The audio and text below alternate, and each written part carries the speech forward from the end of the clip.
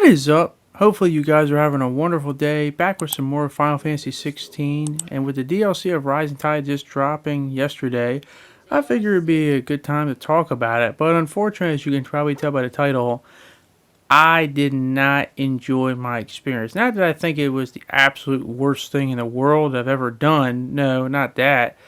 But to me, it just seemed like at the end of the day, this was a big whoop for nothing. Now, I want to state this right from the get-go. If you're somebody who enjoys having cool, epic boss fights, getting more powers and abilities, maybe having a little trial run to really test out how good you really are once you beat the DLC, as well as maybe even possibly just happy to just be back on a game you did love last year, because I'll just say right now, I did enjoy Final Fantasy 16, even though it had its ups, it had its downs. I'm not going to be here to say there's anything wrong with that. I get it and I understand it. However, this DLC basically shows full force the things that I ultimately didn't like it right in front of my face, and it's more elevated now than ever before because it just really rears its ugly head in my face. So without further ado, let's get into why I ultimately did not like this DLC. My biggest problem with the main game of Final Fantasy 16, and if you want to see that video, I'll leave a link in the description below, but just to sum it all up real quickly, is that while I did enjoy the story, and I did enjoy a lot of the characters, I just think the biggest cardinal sin of Final Fantasy 16 is it did not have that party camaraderie. A lot of people complain that there wasn't any party synergy in terms of like just having your ability to control their party members and use them. I didn't mind that too much. I get it. There's other JRPG games I've played that had that going for them as well. But what JRPG games cannot have, it's a cardinal sin, is you cannot have a game be this long and have no moments really of you having that party banter, always talking to each other, having to go back and forth. The problem with this DLC, which it basically is the problem with 16 as a whole, is the fact that everything is so Clive-centric, it diminishes the rest of the cast, because most of the time they're just blandless NPCs, only with very specific circumstances where they actually become living, breathing characters. Most of the time they're just wandering around for no reason. I mean, this game actually, Square Enix basically lies to you, and here, I'll let you know this right now. In order to do this DLC, you have to be right before the final mission of the game, and you have to have done the 2 side quests that involve Josh and Jill. And the funniest part is they even emphasize more that, like, this DLC, I remember reading this online, was that, if you were a big Jill fan, they're going to have a more prominent role in this DLC. Well, as Phil Collins once said, it's all been a pack of lies, because that is the biggest bunch of lies I've ever heard, period. I'll just put it to you bluntly. If Jill and Josh didn't come with you in this entire thing, nothing, and I mean literally nothing, changes, because they do not do a damn thing in this DLC. All they do is stand around, they'll once in a while say something, and that's it. They offer little, or in my case, absolutely no input and affect nothing in this DLC. And it's just absolutely hysterical, but why should I be surprised? Because half the time, if it's not Clive directly talking to one of them, you're never going to get that 3 or 4 people interchanging stuff with each other. Now it's just like a very specific cutscene that's over before it began. And it's funny because when you start this DLC, you're given the illusion that you might have this group, but that's what it is. It's an illusion. And in fact, it's kind of funny because a lot of times, even in the main quest of this DLC itself, they just try to separate the group more times than not. They'll just be like, Joshua's got to stay behind because, hey, they might attack the village. Spoiler, they don't. Or, hey, we're doing a side quest, Jill and Josh stay behind because, Shula's who's the new ally, and Clive got to do whatever it is they got to do. But it's like, why can't we just have all 4 of them doing the thing together and then talking? You know what I find funny? Take Jill and Josh, for example. They're childhood friends. They grew up with each other. How many times do they honestly really talk to each other?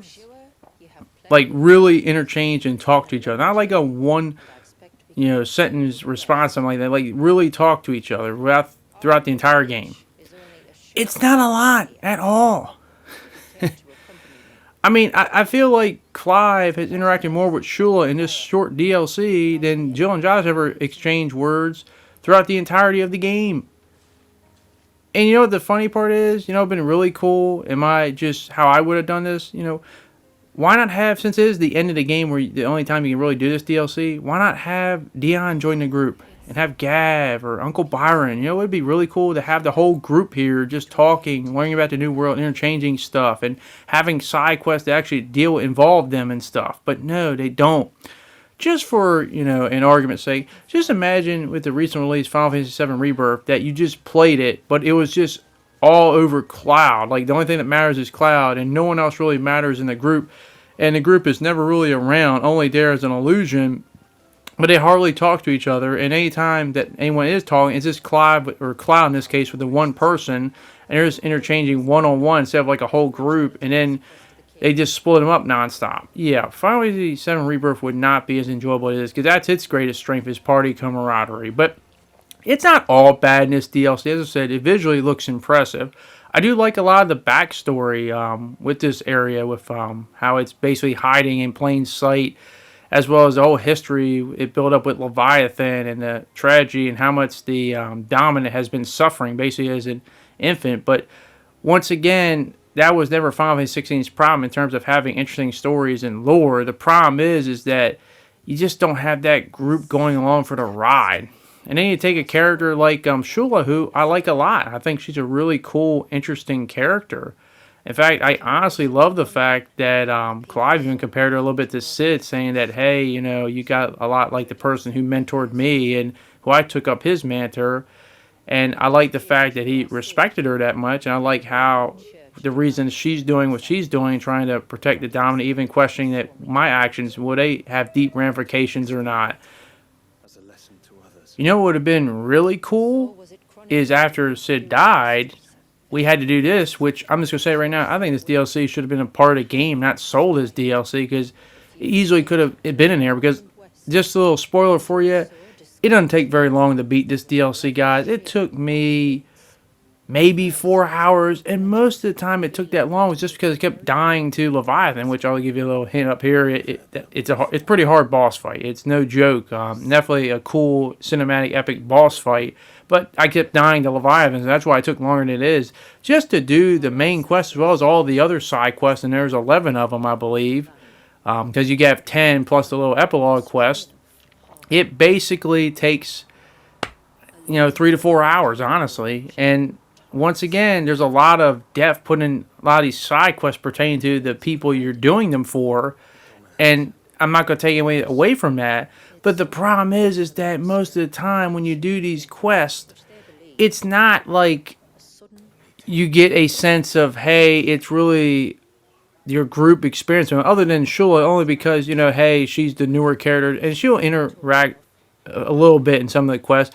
But most of the time, it's just weird because either A, everyone's just awkwardly standing there, just like in the main game, saying nothing. It's just basically Clive doing everything. And ironic enough, the main character, who's a very well done main character, is the biggest problem because everything is so much about Clive. I mean, this is a JRPG, a 100-hour JRPG. I don't want to play a 100-hour JRPG where everything is only relevant through the main character and everyone else there is either just there to be there, or they just find excuses to get rid of them, so they just walk away so that you can only experience it like whoever's the flavor of the month party member, who once that flavor is up for the month, it just changes the next party member. Why can't we have it as a group? Like I can only imagine playing Final Fantasy VII Rebirth now, where it's just Cloud traveling with like maybe the one party member, once in a while 2 or 3. And then they just get rid of them as soon as that, and it's just a one at a time. Yeah, I wouldn't probably be able to finish the game the way that game is structured. But, yeah, as I said, I like Shula. I like it. I think she's a cool character, and I think she could have easily been a part of the main game, just traveling along with you, and just having that dream. As I said, I don't know why Dion's not in this DLC part traveling with you. It is the end of the game, but let's just be honest, if he was, he'd probably just be, they'll have them just go away or not be with a group and hardly say 2 or 3 things, maybe other than one sentence answers, but that's it. If there's anything 16 really failed at, and I don't want to see brought back for the next Final Fantasy game, is just not having party camaraderie. Because having that banter, having the party, talk to each other, relate to things, and having people outside just the main character doing things is what makes me enjoy so many JRPGs. I can only imagine the JRPGs I've loved the most in the past not having that. Like, I can't imagine any of that, like in the Xenoblade Chronicles 3s or the Final Fantasy 7s or Final Fantasy 10s or the Star Oceans and stuff like that. I can't imagine playing those games and just having everything be so centric around the main character where depending on who he's talking to is the only thing that's relevant and everyone else just stands there and just acts like NPCs. And it's really frustrating because there's a lot of things I do like about 16, but damn it, there's a lot of things. As I said when I talked about it last year in my videos, it's got the highest of highs, the ultimate roller coaster ride. It's got the highest of highs, but damn, does it have the lowest of lows. Can we find more of a middle ground and maybe have it a little bit higher elevated than what we got here? There's a lot of, attention to detail, a lot of great things of this game, but damn, did the bad things just weigh it down. Like, Jill and Josh, they both have interesting characters. They both have a lot to give. Dion does, Gab does, Uncle Byron does, and Shula does. I would love to have a dream scenario which I could go back in time and input this knowledge to the people who made this game and then have them do it again. Not that the major story elements may change, but at least I'd have that group bantering and talking to each other because that's what I severely miss more than anything else. I hope I made that clear to you guys. As I said, it's not coming from a stance I think 16 is terrible and bad, far from it, but this would have elevated it so much more.